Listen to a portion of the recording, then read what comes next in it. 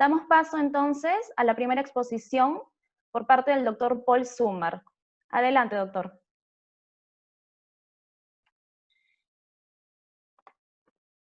Ok, bueno, muchas gracias. Bienvenidos todos. Apreciamos mucho que estén esta mañana de jueves compartiendo algunas ideas, algunos conceptos en relación con este tema que nos ocupa a muchos. Si quieren ver el prontuario de los expositores, lo pueden hacer en la página web. No voy a detenerme en eso. Siguiente, por favor. ¿Por qué hacemos esto? Básicamente porque el fenómeno de obras paralizadas no es nuevo. Lo que es nuevo es el virus, pero las obras paralizadas es un problema endémico. ¿Cierto? Las obras públicas paralizadas es una cosa que nos ha acompañado hace mucho tiempo. Hace muy poco, la Contraloría decía que habían casi 900 obras por 16.000 millones de soles paralizadas. Entonces, ¿y por qué paralizan? La paralizan porque básicamente dos cosas, porque los arbitrajes en los que se empeñan son larguísimos y costosos, o porque la entidad no tiene plata. Y entonces, en mi experiencia como árbitro, la mayor parte de arbitrajes de obra pública requiere de pericias. Y estos arbitrajes, en lugar de ser arbitrajes pericias de arbitrajes a cargo de personal técnico que puedan tener alguna ayuda jurídica, es al revés, son arbitrajes con abogados como árbitros que tienen alguna ayuda pericial. Eso habría que corregirlo. Es en esa razón que hemos creado nosotros una empresa que se llama Pericias y Reclamos, que está dedicada, devota exclusivamente a ofrecer pericias o peritajes de obra, especialmente de obra pública, para los centros de arbitraje, ¿no? Eso es lo que queremos hacer. Creemos que hay una oportunidad para servir a la gente, para servir a los propietarios y para servir a las entidades públicas y a los centros de arbitraje en hacer peritajes especializados. Eso es lo que somos. Adelante, por favor. No es materia del webinar, pero vamos a recalcar solamente en materia de obras reiniciables, la mejor recomendación, porque hay mucho debate acerca de qué cosa se puede o no reiniciar, es que acudan al sector al que pertenecen y sobre todo hay una dirección que está puesta acá en el Ministerio de Salud, hay un correo electrónico, hay un teléfono y hay una página web donde pueden ustedes auscultar si son o no reiniciables y si han presentado algún expediente, en qué estado está su expediente. Solamente recordar también que las obras reiniciables no son solamente las que indica la fase respectiva, sino las que son reiniciables inmediatamente sin ninguna autorización, son aquellas obras asociadas a servicios esenciales, ¿no es cierto? Electricidad, agua, saneamiento, servicios funerarios, recojo de basura. Todos esos, por si acaso, no necesitan tramitar una autorización de reinicio. Esas obras de suyo están facultadas, así como las actividades a las que sirven. No paralizaron nunca. Hoy día las obras asociadas a esos servicios tampoco pudieron haber paralizado, pudieron haber seguido adelante. Entonces, los servicios esenciales, las obras asociadas a servicios esenciales, pueden reiniciar inmediatamente, no necesitan una autorización. Pueden sí adecuarse, es decir, pueden pedir mayor plazo, mayor costo, etcétera, como vamos a ver enseguida, pero no necesitan seguir una autorización específica, obtener una autorización específica. La siguiente, por favor. Bueno, básicamente el paso para retirar la obra son obtener el certificado, salvo como dije, los servicios esenciales, obtener el certificado del SICOMIT. ¿Cuánto tiempo dura eso? Bueno, va a depender de cada empresa, ¿no? Cada empresa es propietaria, digamos, cada contratista es propietaria de la decisión de cuándo ingresar, salvo los casos de Provías Nacional, que yo conozca. En los demás casos no hay una obligación perentoria de iniciar a pesar de que estás en la fase 1. Entonces, esto no es que todos en la fase 1 van a reiniciar. De hecho, muchos preferirán esperar a resolver el contrato o esperar un poco más de tiempo hasta que se aclare todo para poder iniciar trámites y reiniciar. Lo que sí tiene plazo es el primer trámite, el de reconocimiento de mayor plazo y mayores costos por la parada y por el reinicio, que dura en total 75 días, sin lo cual uno no puede pedir más adelanto. Casi es seguro, ¿no es verdad?, que van a pedir adelanto, porque es un 10% más del contrato original, que es imprescindible en las condiciones, en la coyuntura económica actual. Y en total, pues estamos hablando de 3 meses para reiniciar, ¿no? Es un plazo extenso, demasiado extenso, supongo, para muchos que quieren emprenderlo de una vez, pero esa es la idea. La siguiente, por favor. Un pantallazo al día de ayer.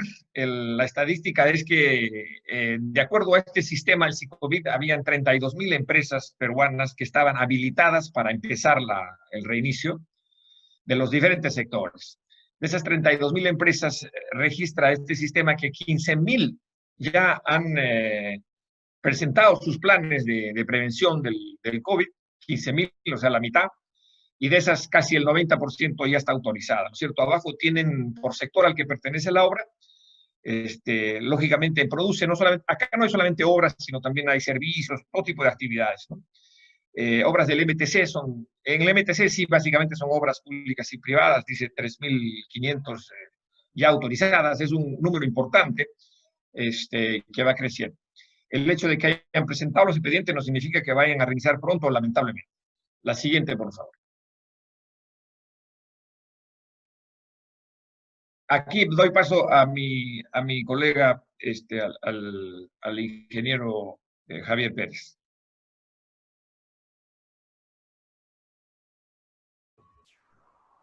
Buenos días a todas las personas que están asistiendo a este webinar. La idea como comentaba Paul, es tratar un poco de transmitirles lo que, de alguna manera, por la experiencia que ya tenemos, ya sea en el aspecto legal o en el aspecto técnico, hemos interpretado de la directiva emitida por el OCE días anteriores. Hay dos procedimientos claros en esta directiva. No voy a entrar en detalles porque entiendo que ya es de público conocimiento, cuántos días, ¿no? Sino que quisiera hacer más entrar en temas de lo que podría ser en la realidad, algunas cosas prácticas. Y vayamos en ese caso al procedimiento 1. Quisiera que se sitúen en una obra hipotética que vamos a llevar adelante de este webinar. Se trata de que estaba construyéndose un canal de conducción de agua. Más adelante vamos a ver el cronograma. Y que desde el 6 de enero de este año, y que pues por las razones que todos conocemos, se ha paralizado desde el 16 de marzo. Entonces, digamos que ya el contratista que estaba ejecutando este canal ya tiene inscrito en el SICOVID todos los documentos, todos los procedimientos previos, y que por lo tanto ya empieza a correr el plazo para el contratista de solicitar la ampliación excepcional de plazo. Entonces, ¿qué causales le permite la directiva o le indica que puede sustentar como plazo, ¿no? Porque en este procedimiento 1, aparte del plazo, como vamos a ver más adelante, también se le faculta al contratista a solicitar costos. Entonces, primero vayamos por el plazo. Hay 3 causales. La primera dice que tiene que cuantificarse, puede pedir ampliación de plazo por la paralización desde el 16 de marzo y que va a ser variable, ¿no? En este caso vamos a asumir que va a coincidir el término de esa causal con el levantamiento del estado de emergencia y vamos a suponer, a su vez, que esta terminaría el 30 de junio de este año.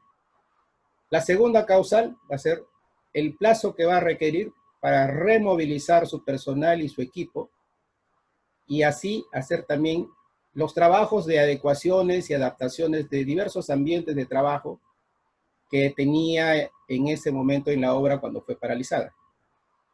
Y la tercera causal que va a mi criterio, tiene el mayor impacto en el plazo, son aquellas pues que van a venir generadas por la implementación de las medidas que se dan a través de los protocolos sanitarios, que depende de cada sector, pero que rigen todas finalmente por el protocolo general que ha dado el Ministerio de Salud. Siguiente, por favor. Entonces, digamos que este era el cronograma inicial, el vigente. Al momento que se contrató la obra, pueden ver que dice fecha de inicio 6 de enero y se estimaba por el plazo de 280 días una fecha de término el 12 de octubre de este año. No he querido cargar muchas actividades porque al final lo que importa es el concepto, ¿no? Pero digamos que es las obras preliminares, lo necesario, el movimiento de tierra que tiene que tener todo una estructura de este tipo, que es un canal, con un solo tipo de material, en este caso material suelto, y propiamente lo que serían las obras de concreto. Entonces, en color rojo se ven las rutas críticas, que primero tenía que movilizarse los equipos, empezar a hacer la excavación, y posteriormente ya todos los trabajos de colocación del fierro, encofrado, y finalmente el vaciado del concreto. Entonces, vayamos ya a la siguiente lámina donde vemos el impacto en la primera causal, que es la paralización. Como señalé hace unos instantes, desde el 16 de marzo empezaría la causal y terminaría el 30 de julio. Entonces, llámese en cronogramas hechos por Project o Primavera, pues los especialistas en Planner lo que van a hacer es abrir una ventana o un espacio en todas aquellas actividades que figuraban en el cronograma, que tenían que estar en ejecución para esa fecha del 16 de marzo del 2020, y el programa solo, automáticamente ya cuando le ponen una nueva la fecha de término del 30 de junio, abre ese espacio vacío acá. Y por lo tanto, el programa también automáticamente corre todas las actividades de acuerdo con las precedencias y las duraciones que se tenían en el cronograma vigente al 16 de marzo. Entonces, este aspecto de acá, que es elaborado por un ingeniero de planeamiento del contratista, difícilmente va a ser materia de discusión porque está clara cuándo fue que el gobierno declaró el estado de emergencia nacional y cuándo, digamos, finalmente lo levanta, que estamos asumiendo para este webinar, que sea el 30 de julio. Siguiente. Ahora entonces ya nos toca entrar a la segunda causal. La segunda causal es por adecuaciones y adaptaciones de los ambientes de trabajo. ¿Qué ambientes de trabajo, digamos, tenía el contratista de este canal? Pues, como todos, debe haber tenido sus oficinas para el personal de oficina técnica, de calidad, de seguridad, en fin, sus almacenes, dependiendo de la magnitud de la obra, puede ser un solo almacén general, o de repente puede ser almacenes que complementan al principal, distribuidos a lo largo de los frentes de trabajo. Igual sus comedores, los campamentos de alojamiento del personal obrero y del staff, sus laboratorios de suelo y concreto, si es que, digamos, está contemplado así en el contrato, estos pueden también a veces ser soportados o apoyarse, si está en una zona urbana, llámese pues en la ciudad de Cusco, Arequipa, con laboratorios pues de las universidades más cercanas, o de aquellas que estén acreditadas. Ahora, también se dice en la directiva que de ser el caso, ¿no?, se puede considerar un plazo para adecuar los espacios necesarios en áreas auxiliares. ¿Cuáles son estas áreas auxiliares? Las canteras para el hormigón, la planta de producción de los agregados, la planta propiamente de producción de concreto, el polvorín, los depósitos de material excedentes. Entonces, el personal del contratista va a tener que evaluar si, por ejemplo, vayamos al tema de almacenes, tenía un solo contenedor, ¿no?, y con su jefe de almacén y pues no sé, 2 o 3 personas que le ayudaban. Ahora por el tema de distanciamiento social pues tendría que tener de repente 2 o 3 contenedores para que no esté el personal, o el personal pueda cumplir con este distanciamiento social. Igual puede suceder con el tema del polvorín, ¿no? Hay que ver la normativa que saque el sector competente para cumplir con todas estas disposiciones que están emitiéndose a través de este gobierno. No se dice en la directiva, pero yo les sugiero que también a los que están trabajando para empresas contratistas, que revisen la vigencia de sus permisos ambientales, para que antes de realmente empezar con la reactivación de sus obras que le corresponden, puedan al menos ya estar gestionando su renovación y no se vean que tengan que estar paralizando trabajos porque les faltó o se les venció determinado permiso ambiental. Siguiente, por favor. La tercera es, como señalé al principio, es la que va a tener el mayor impacto y que va a ser variable, porque esto va a depender de muchas cosas. Va a depender de cuán avanzado, por decir, tenía una determinada obra al 16 de marzo. Si la obra ya estaba al 90% o más, obviamente las partidas que quedan por ejecutar son pocas. De repente, inclusive, si se trata pues de obras de líneas de transmisión o de obras hidráulicas, de repente ya, o de plantas de tratamiento, por decir algo, sea de agua o de aguas residuales, ya solamente quede la etapa de pruebas. Entonces, se minimiza ya un poco el tema de estar poniéndose de acuerdo en plazos, las actividades que estaban pendientes. Por favor, que alguien cierre, apague su micrófono que está interfiriendo. Entonces, continuando, el contratista en el nuevo calendario de avance de obra tiene que considerar el plazo que va a requerir por los nuevos rendimientos, ¿no? Estos nuevos rendimientos también, en mi opinión, tiene más peso en aquellas actividades, por ejemplo, de las obras de edificación, en obras de saneamiento. Si estaban ejecutando redes, por decir, de instalación acometidas domiciliarias, sea de agua potable o de alcantarillado, o inclusive colectores, pues hay bastante presencia de personal obrero, igual en edificaciones, ¿no? Se está vaciándose columnas. En cambio, donde se esté empleando, por decir, en carreteras o en movimientos de tierras, por decir una central hidroeléctrica, pues donde se emplea equipos, ahí sí va a haber, creo, un impacto, pero no tanto por el tema de distanciamiento social, sino que cada contratista va a tener que evaluar bien la cantidad de tiempo que le va a consumir el cumplimiento de los protocolos sanitarios, por solamente dar un ejemplo, por cuestión del tiempo. Se dice que cada persona va a tener que lavarse las manos un promedio de 20 segundos. Entonces, si un determinado contratista tiene un solo comedor y digamos, estamos hablando de 50 más personas, 20 segundos por 50 ya estamos hablando de 1000 segundos. O sea, es un tiempo, pensando en promedio, si antes, al no tener esta necesidad de cumplir un tema sanitario, pues ya de por sí, haciendo cola, el personal de repente almorzaba empleando más de media hora.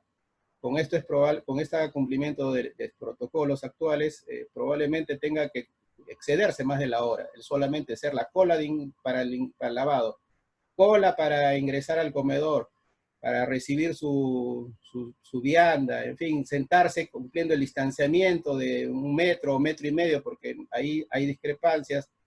Para el Ministerio de Transportes es 1 metro y para el Ministerio de Vivienda es 1,5 metros.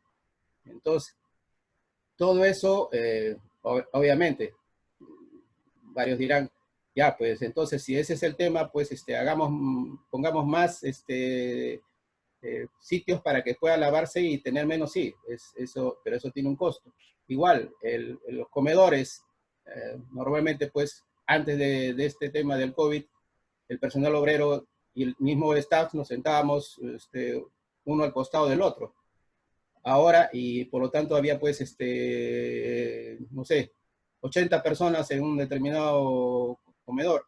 Ahora, eso probablemente se tenga que reducir a la mitad. Por lo tanto, para darle comida al personal, ahora ya si teníamos un comedor, tendremos que tener 2 o de repente 3 comedores, y por lo tanto ese costo tiene que ser considerado, y el plazo de construir esos nuevos comedores también tiene que estar dentro de la causal 2 que hemos visto hace un instante. Y entonces, esta 3 es más ya netamente actividades que son costo directo. O sea, todo ese tiempo que al personal obrero, que a qué hora exactamente va a estar ya ese operador trabajando pues su maquinaria, no sé, su excavadora, su cargador frontal, a qué hora llega la cantera ya para que pueda empezar a cargar material de hormigón hacia los volquetes, cuál es el tiempo efectivo que le va a quedar para que pueda realmente calcular y sobre todo sustentar ante la entidad que corresponda por qué él considera que requiere más plazo para cumplir la normativa, digamos, de prevención y control frente al COVID.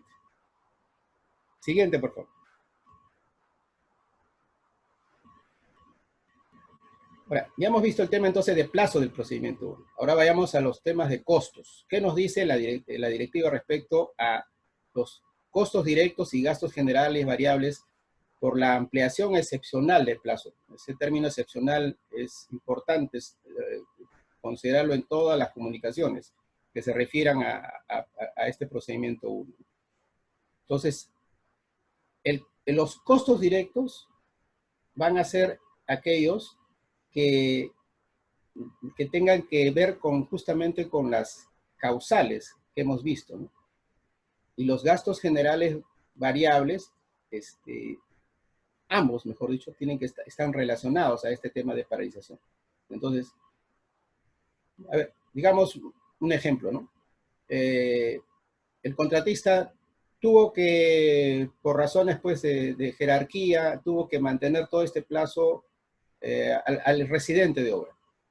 Bueno, pues entonces ese es un costo que va a tener que ir al gasto general variable y que tendrá que ser acreditado por el contratista pues con sus boletas de pago. Tuvo que tener maquinaria paralizada porque no hubo tiempo para desmovilizarla, dado que el presidente de la República dio su mensaje el domingo en la noche y al día siguiente ya tenía que implementarse el estado de emergencia nacional.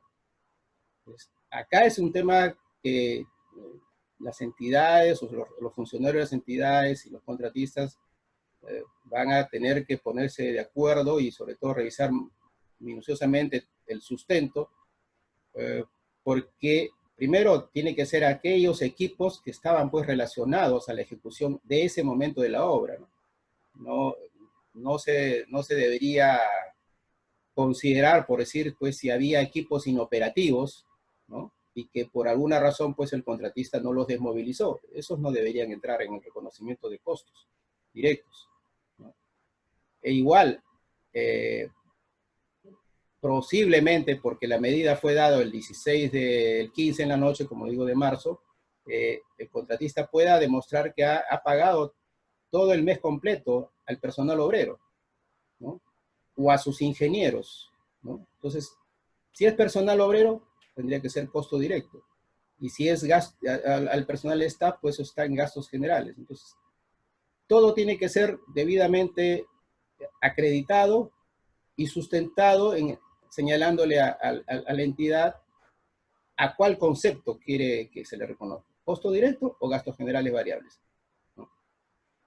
Y también se le va a reconocer todos estos costos que impliquen pues haber elaborado pues por los planes de vigilancia, prevención y control que por ejemplo les han servido para finalmente obtener su inscripción en el SICOVID, los protocolos sanitarios posteriores ya propiamente, si hay que tener ya con más detalle que se tengan que hacer en los que es los planes de seguridad, salud ocupacional y medio ambiente, y en fin, todo ese personal que ha tenido que trabajar para que finalmente la entidad le apruebe la reactivación de la obra, ya cumpliendo todo este procedimiento 1, debería ingresar en estos costos, ¿no? Así como los costos que, por las adecuaciones y adaptaciones que hablamos, pues, tantos en las oficinas, campamentos, en las áreas auxiliares, y señala, una vez más, que todo esto tiene que estar debidamente sustentado, o sea, acreditado con documentos. Siguiente. Este es un tema que le cedo el uso de la palabra al doctor Paul Summer.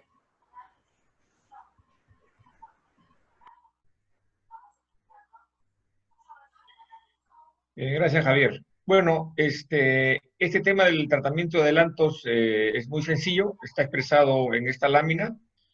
Les recuerdo que las reglas anteriores a la pandemia estaban en la ley de contrataciones y su reglamento.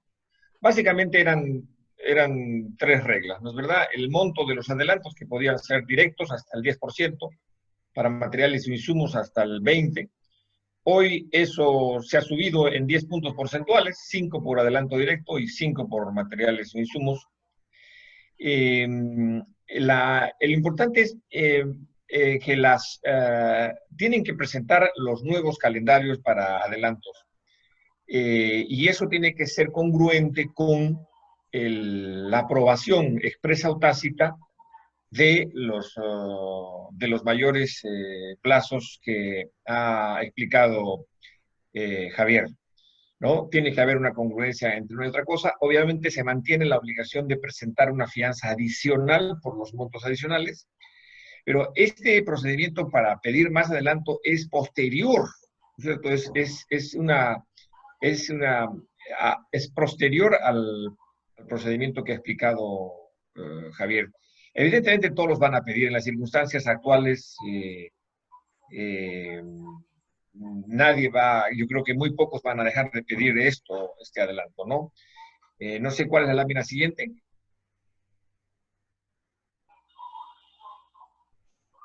Javier. Gracias, Paul.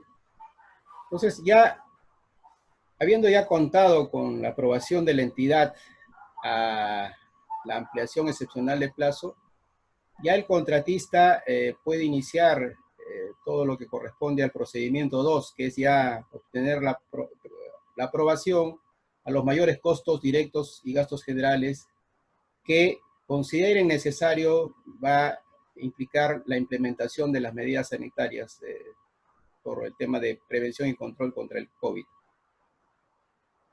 Acá es un tema que le dan, como pueden ver en la pantalla, 30 días, porque realmente es el de mayor envergadura en cuanto a que no solamente pues tiene que hacerse esto pues con los software conocidos, llámese pues el S10 o un Excel, en fin, sino que tiene que cada actividad que considere el contratista, cada partida o ítem, como normalmente los conozcamos, tiene que ser debidamente sustentado el por qué tiene que haber un nuevo precio unitario, ¿no? Y eso significa, pues, no solamente presentar a la entidad el resultado del software, sino yo sugiero que los contratistas hagan una especie de ayuda a memoria, un informe o una tabla comparativa donde diga, pues, esto era mi rendimiento anterior en el costo en la partida tal, y este es mi nuevo rendimiento por estas razones.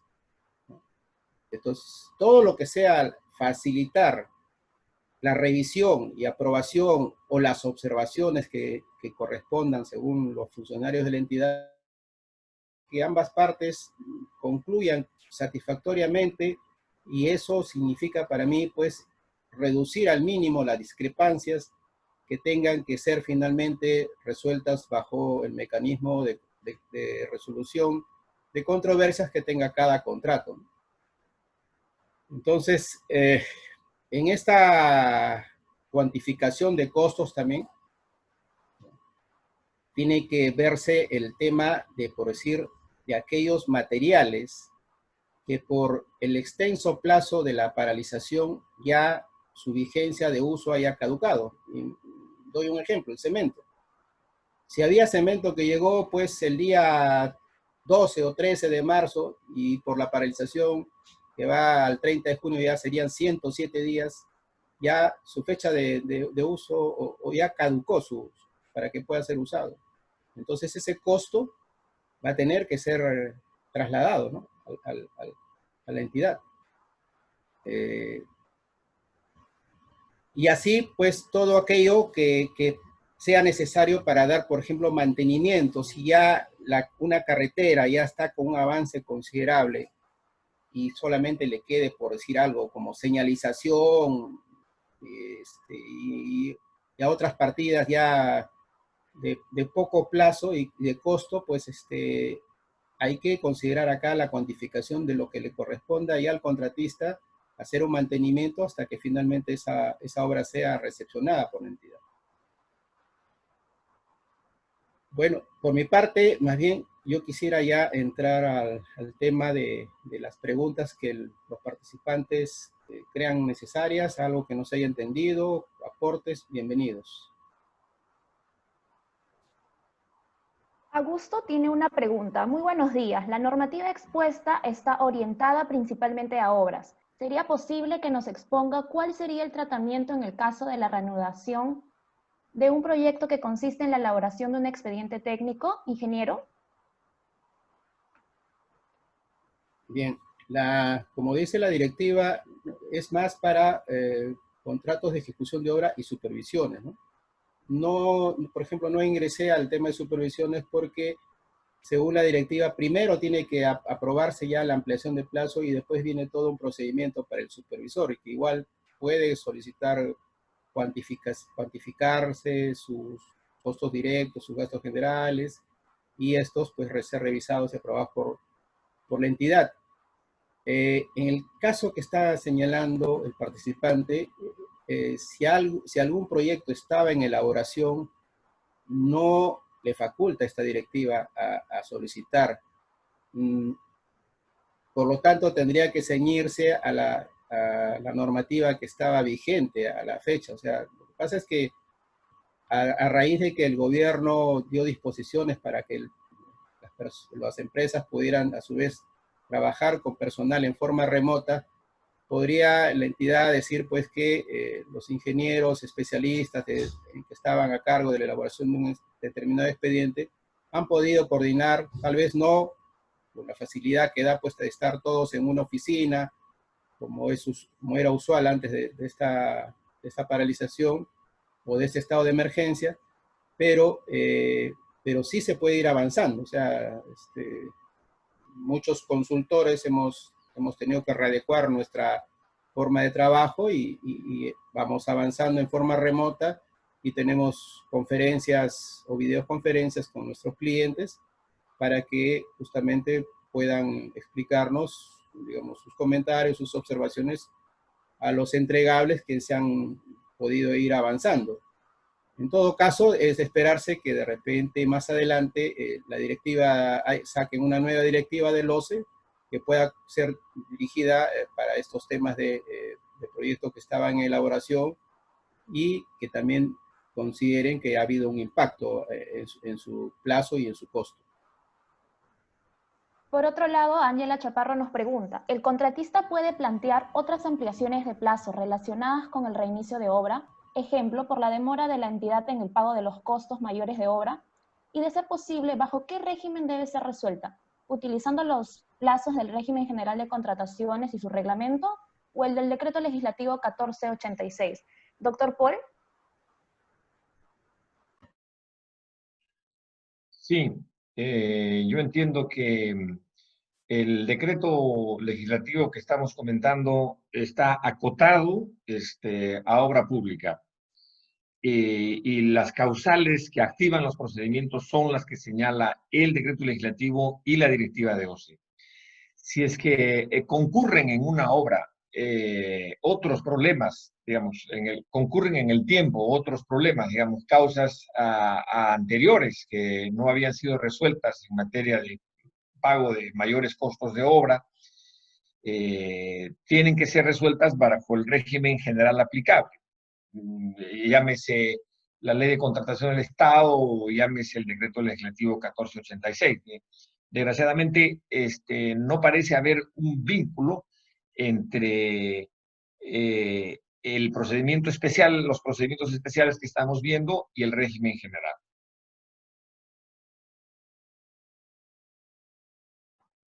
Por otro lado, Jorge Farfán nos pregunta, buenos días, en el caso de la supervisión de obra, si debido a la inmediatez de la cuarentena el personal profesional se quedó en obra, ¿se reconocen los costos directos o los saberes de profesionales que no pudieron movilizarse, ingeniero Javier?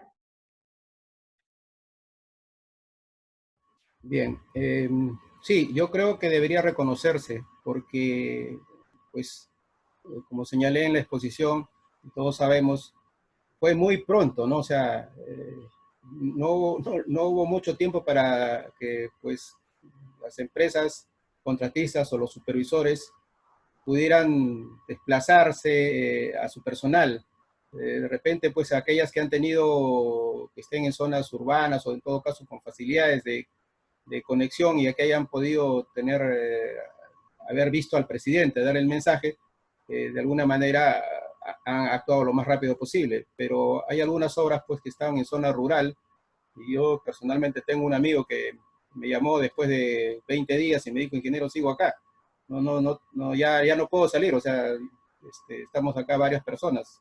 Por lo tanto, digamos, no es ya imputable al supervisor que no haya podido desmovilizar a su personal, ¿no? Si ellos están ahí, pues tendrá que acreditar pues que el personal sigue ahí de alguna manera, no sé si están alojados en un hotel, o pues a ver la forma como acreditan que el personal ha seguido con su permanencia en obra, eh, porque no han podido ya desmovilizarse debido a la suspensión del transporte público, ¿no? Interprovincial. Asimismo, Andrea Ramírez nos pregunta, la Resolución Ministerial 129-2020, MINEN, aprueba los criterios de focalización del subsector electricidad y este indica que inician obras solo las que están en el Plan Nacional de Infraestructura.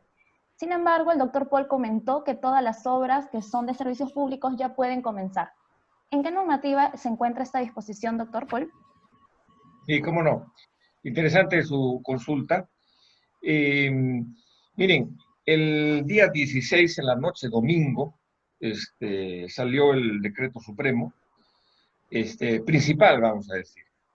En realidad, nunca se paralizaron obras, ¿no es verdad? O sea, no se paralizaron obras o actividades. Lo que pasó es que el decreto supremo de estado de emergencia restringió derechos constitucionales, entre ellos el derecho a la libertad de tránsito, que era el fundamental. O sea, lo que paralizó fue el derecho de tránsito, esencialmente. O sea, nos confinaron en el lugar donde estábamos. Si te agarró en la casa, te confinó en la casa. Si te agarró en un campamento, te confinó en el campamento. Y así sucesivamente.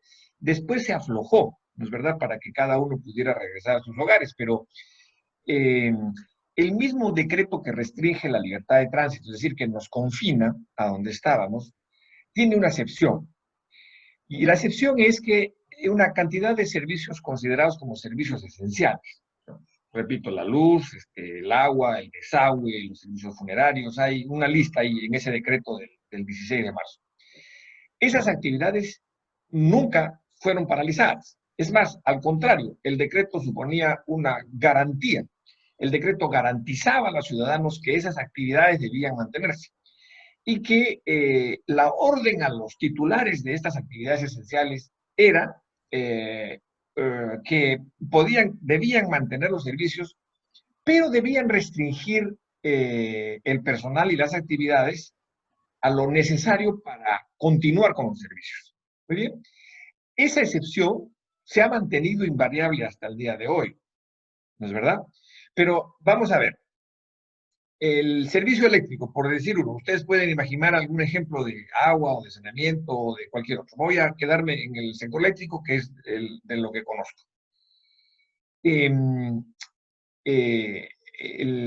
Si en el sector eléctrico pueden haber obras que han sido afectadas, pero que están relacionadas con mantener un servicio, ¿no es verdad? Pero no mantener un servicio en cualquier condición. Tiene que ser mantener el servicio en las condiciones que esperan la ley, las leyes y reglamentos de electricidad. Por ejemplo, si usted tenía en una zona un problema de caída de tensión, un problema de interrupciones, un problema de confiabilidad, un problema de congestión, no estaba brindando el servicio de acuerdo a la ley. Entonces, usted podría haber completado las obras que tenían por objeto sostener el servicio eléctrico en los términos que ordenan los reglamentos.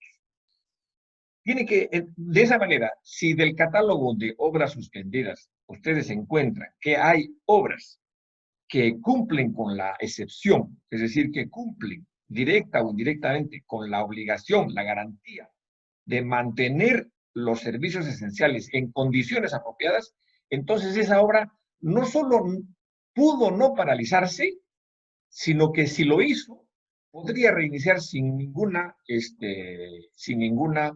autorización previa. Lo que no quita que deben adecuarse. Y adecuarse supone aprobar su plan de prevención contra el COVID, y también supone, aunque la directiva no lo dice, pero supone también que puedan iniciar. No hay un plazo para esto. Habrá que preguntarle al OCE, pero podrían reiniciar el procedimiento 1 y el procedimiento 2 para un mayor reconocimiento de plazo y costos, ¿sí? Entonces, resumiendo, la pregunta es, sí, efectivamente, las obras asociadas a servicios esenciales podrían reiniciarse inmediatamente. Por otro lado, José Alberto Muñoz nos pregunta, los rendimientos de obra están basados en la práctica regular de las obras de ingeniería. En el caso del impacto por la modificación de los rendimientos de obra, ¿cómo podrían ser objetivos esos nuevos rendimientos como nuevo criterio de costeo en las obras? Esto supone una elaboración de un nuevo presupuesto y asimismo nos indica, si se está cerrando un nuevo expediente técnico, ¿considera que el presupuesto de ese expediente debería considerar rendimientos distintos a los ya establecidos en las obras de ingeniería antes del COVID, ingeniero? Sí, es correcto. En la directiva, en el numeral 751, señala que se puede formular nuevos precios unitarios. Entonces, cuando decimos nuevos precios unitarios, significa nuevos rendimientos, nuevos insumos, ¿no? Y ahí es un poco que quisiera que vean en la pantalla la primera recomendación técnica, ¿no? O sea, mi sugerencia hacia los contratistas. Nadie sabe qué puede pasar, si se puede de acá, no sé, X días, X meses, ver un rebrote, ¿no? Incontrolable. Entonces, yo sugiero que hagan sus presupuestos para terminar, no buscar más plazos, sino terminar lo más antes posible. O sea, ser, no sé, imaginativos en cuanto a que no decir, no, bueno, yo tenía mi cuadrilla pues en una actividad con mi capataz, 4 operarios, o 10 peones, y en fin. No, oye, para esa actividad, ¿puedo cambiar el método constructivo? ¿Puedo meter algún insumo de equipo que haga que ese rendimiento mejore? Pues planteen, y por eso es un nuevo precio unitario, planteen nuevos equipos,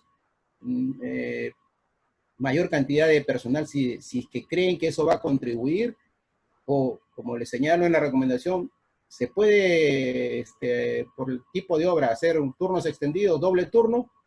La cosa es que diariamente se pueda demostrar a la entidad que se está avanzando igual o más de lo que se tenía, obviamente con un nuevo costo, con un nuevo precio unitario, pero la idea es terminar la obra cuanto antes.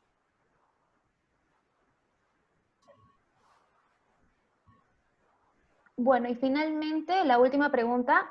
¿Los costos de implementación de los planes de vigilancia y de trabajo por COVID deben de solventarse por el concedente, aún considerando que el contrato no autorizaba estos sobrecostos? Doctor Paul. Bueno, no sé qué piensa Javier. En mi caso la respuesta es positiva. Sí, digamos, digamos, un daño emergente, es un costo en el que uno tiene que incurrir a los efectos de poder reiniciar. O sea, la respuesta es claramente positiva. Sí, todo costo que haya incurrido el contratista durante la paralización o que crea que va a incurrir en las otras dos etapas, la etapa, digamos, que es casi una nuevas obras preliminares, estos temas de adecuación de oficinas, campamentos, áreas auxiliares, es como que volvemos a ejecutar la obra y tenemos que hacer adecuaciones ¿a qué? A nuestras obras preliminares. Y el de fondo, que es las nuevas, las actividades que estaban pendientes o el saldo de obra, ¿no? Todo lo que considere el contratista, pues tiene que ser sustentado y acreditado, eso es lo que dice la directiva. Correcto. Entonces, damos pase a las recomendaciones de ambos exponentes. Recomendaciones técnicas, ingeniero. Bueno, las recomendaciones técnicas, como señalé hace un instante, tratar que en los nuevos precios unitarios ver, de ser posible, ¿no? Porque cada obra no es lo mismo, pues, no es lo mismo ejecutar una carretera que de repente estar haciendo, pues, colectores, ¿no? O una línea de transmisión. Una línea de transmisión un poco complicado tener doble turno, porque sería muy costoso tener el tema de dar luz al personal, ¿no? Pero si es algo en edificaciones, por ejemplo, se usa, ¿no? En Lima se ve muchas veces que hay turno extendido, entonces se puede avanzar más para tener un rendimiento de aire mayor al que se tenía inicialmente con el costo que se tenga que sustentar. Otra recomendación, que también lo dije hace un rato, es que, bueno, que todos los costos directos, además de lo que dice la directiva, que son facturas, boletas, por ejemplo, en el caso de los equipos que estarían en stand-by, sugiero que se alcancen los contratos de alquiler, ¿no? O de aquellos contratos que tengan, por decir, de empresas que le han estado prestando servicios, llámese pues perforación, inyecciones de contacto, inyecciones de consolidación. Entonces, esas empresas no solamente le alquilan el equipo al contratista, sino también le dan todo el soporte técnico con su personal que conoce cómo operar sus máquinas, le ponen a un ingeniero que dirija la operación, que elabore y entregue los informes técnicos al contratista. Entonces, todo eso, al final, si quedó paralizado, tendrá que ser costeado. ¿Qué otra cosa? Los materiales, ¿no? Si hubo material, como señalé, el cemento, que ya no va a poder ser usado después de la reactivación de las obras, hay que sustentarlo. Entonces, una forma que sugiere es que presenten a la entidad pues, las guías de remisión para demostrar que eso ingresó con tal fecha, ¿no? Y que obviamente pues ya por el plazo extenso que se tiene ya caducó, ¿no? Igual, en el caso de personal que ha tenido que ser desmovilizado, presentar los comprobantes de pago que se tengan de las empresas de transporte interprovincial, o si han tenido suerte en poder conseguir un vuelo a su lugar de origen, pues también que sea acreditado debidamente. Y finalmente, ambas partes tienen que hacer sus mayores esfuerzos para, dentro de la negociación, llegar a poder evitar las discrepancias que tengan que finalmente ser resueltas en arbitrajes. Los arbitrajes, ya sabemos que antes del tema del COVID, pues ya muchos son extensos, ¿no? O sea, algunos hasta 2 años para que pueda salir un laudo. Y ahora que va a haber todavía mayor incremento por tema de estas discrepancias de tantas entidades públicas que tenemos, pues nuestros amigos, tengo mis amigos y amigas que son árbitros, son muy, muy buenos, pero por la carga que se tiene, pues va a demorar mucho más. Gracias, ingeniero. A continuación, damos pase a las recomendaciones legales. Doctor Paul. Sí, gracias. Yasmín, yo acabo con esta lámina diciendo lo siguiente, que son recomendaciones generales, pero creo que importantes. Miren, la gráfica de la derecha es como lo que llaman los ingenieros una curva normal, digamos.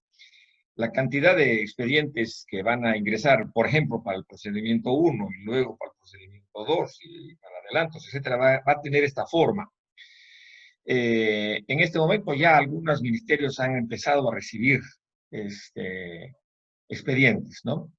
Provías, por ejemplo. Pero esa curva va a crecer exponencialmente en muy poco tiempo. O sea, recordemos que según la estadística del sistema COVID deben haber más de 1.500 obras públicas autorizadas en este momento, y ese número crece exponencialmente. Entonces, lo que vamos a ver es algo así, digamos, una acumulación de expedientes en muy poco tiempo. Y ojo, que estos son procedimientos sujetos a silencio positivo, ¿no? Entonces, vamos a ver, las recomendaciones a la izquierda, en este escenario, digamos, de concentración de una demanda de respuesta de un trámite tan acumulado enorme, a la izquierda las recomendaciones. Recomendaciones para tres partes. Para la entidad o empresa pública que es la propietaria de la obra, y nosotros diríamos que tienen que planificar. Es decir, en vez de esperar a que los contratistas vengan cuando puedan y como puedan a presentar sus expedientes, tome el rol protagónico la entidad y más bien planifique, es decir, converse con los contratistas, quién entra primero, quién entra después, qué problemas tiene uno, qué problemas tiene el otro, es tomar el liderazgo. Y segundo, capacitarlos, con, digamos, hacer charlas como las que estamos ahora todos haciendo, ¿no? Porque el problema puede ser el reproceso, es decir, que unos entendían una cosa y otros entendían otra, y se reprocesa, ¿no es cierto? O se rechaza, o obliga a la entidad a aprobar para no incurrir en silencio positivo, aprueban pues un monto o un plazo reducido, ¿no es cierto? O sea, para ponerse a buen recaudo, van a aprobar plazos y números reducidos. Pero eso, ¿qué origina? Origina dos cosas. Origina arbitrajes costosos, largos, y además puede originar un desfinanciamiento del contratista, ¿no es cierto? Entonces hay que capacitar y si fuera posible, estandarizar.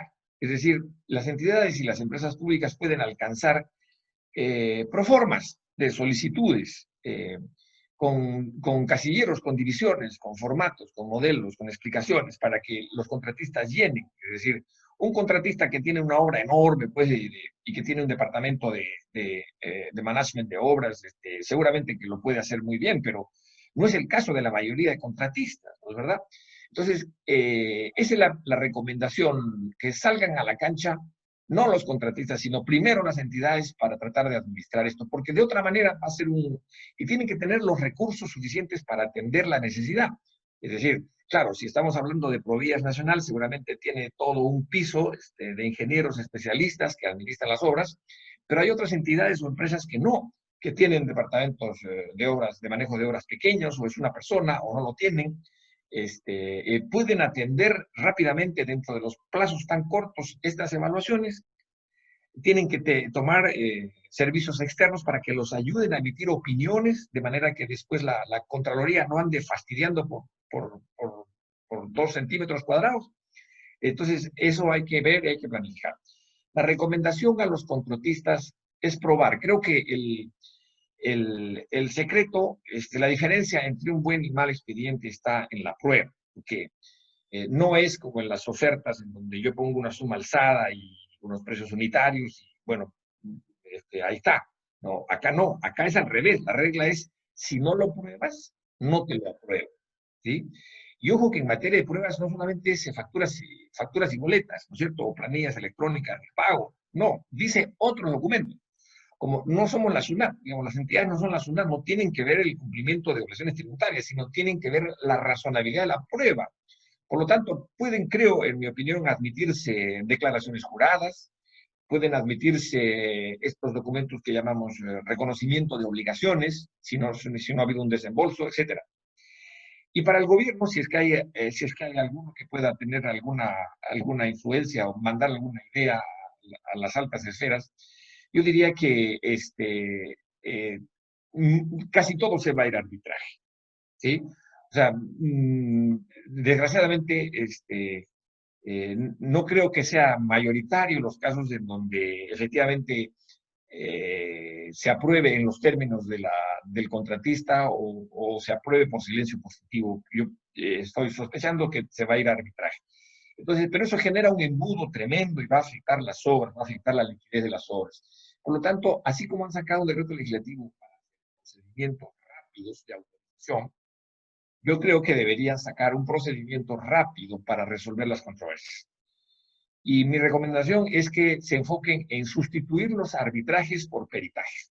Porque la verdad es que no es que, por ejemplo, en esta presentación, el protagonista es Javier, no yo.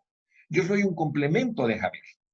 Lo mismo debería ser el método de solución de controversias, que la controversia sea vista por un perito técnico y que si requiere algún apoyo en discernir alguna cuestión jurídica, pues ahí está el abogado, interno, externo, etcétera. No, ahí está ese creo que sería el enfoque para evitar, y esta recomendación sería incluso general, no solo para el reinicio de estas obras, sino en general para todos el sistema de solución de controversias está mal, porque son controversias técnicas y las leyes prefieren tribunales formados por abogados. Bueno, esas serían de mi lado las recomendaciones, Yasmín. Muchas gracias, doctor Paul. Bueno, damos ya paso a finalizar el presente webinar. Esperamos que haya sido de agrado de todos ustedes. No sin antes recordarles que la grabación de este evento estará colgada en la página web del Estudio Santibáñez y esperamos que haya sido de gran utilidad para ustedes. Yasmín, permíteme un par de minutos nomás, por favor. Sí, claro. Hay dos respuestas que he visto. Una del doctor Carlos Frisancho, consultando respecto al tratamiento de costos directos y gastos generales para obras bajo el sistema suma alzada. Es una pregunta muy interesante que me gustaría responder.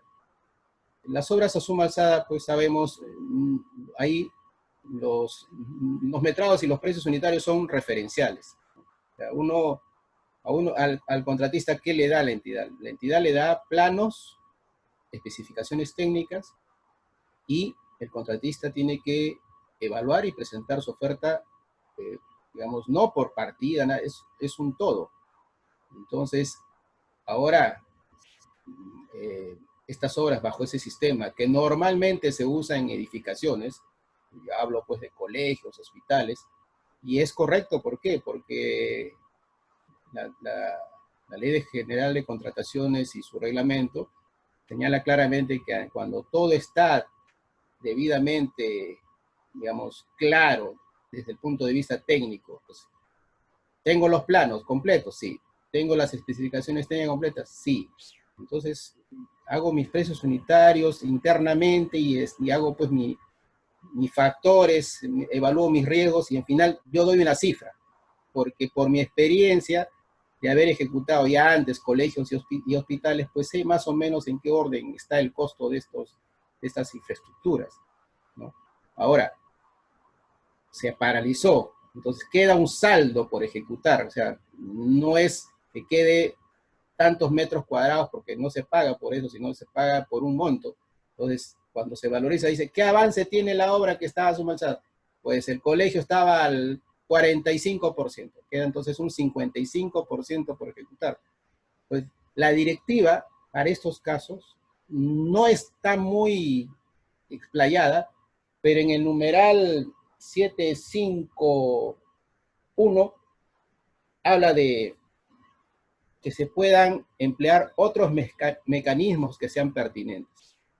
Entonces, mi sugerencia ante la pregunta del doctor Frisancho es que se evalúe la conveniencia, ¿no?, para el saldo de obra o para algunas partidas que, digamos, que tenga un poco de dificultad tratar de explicar el contratista a la entidad su posición manteniendo el sistema suma alzada, porque esas partidas pasen a ser a precios unitarios, porque ese sería un mecanismo, ¿no?, pertinente para poder salir de este tema del suma alzada con la claridad. Y ahí sí se hacen los metrados. Un ejemplo clásico, normalmente el fierro, cuando está en los colegios y hospitales, pues está en los planos todo, pero a veces lo que estuvo el metrado en el presupuesto referencial, pues no era el correcto, ¿no? Entonces, tal vez ahí sea la posibilidad ahora de considerar pues el saldo real por ejecutar y el precio unitario que tenga que ser revisado y aprobado por la entidad. Y rápidamente también una respuesta al señor Marco, que hablaba de si se podía emplear nuevas partidas. Efectivamente, como se habló hace un rato, la directiva permite presentar nuevos precios unitarios. Y en ese sentido, creo haber respondido también esta pregunta. Muchas gracias. Gracias, ingeniero. A continuación, damos paso ya a finalizar el presente webinar. Esperamos haya sido de gran utilidad para todos ustedes. Muchas gracias por su participación. Gracias. Hasta luego. Muchas gracias a todos.